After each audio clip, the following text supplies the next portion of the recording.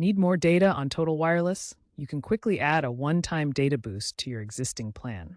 These add-ons are available in increments like 1 gigabytes, 5 gigabytes, or 10 gigabytes, costing between $5 and $20 depending on your plan.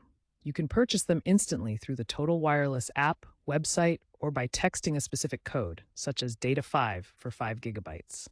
Keep in mind that these add-ons expire 30 days after activation and don't roll over. They're a great way to supplement your data if you're running low for a short period without changing your overall plan. If you consistently need more data, consider changing your Total Wireless plan. This involves switching to a higher tier plan for a permanent data increase. As of 2025, plans range from $25 a month for 5 gigabytes of data to $70 a month for unlimited everything. You can change your plan through the Total Wireless app or website. The change takes effect within 1 to 2 billing cycles and charges are prorated.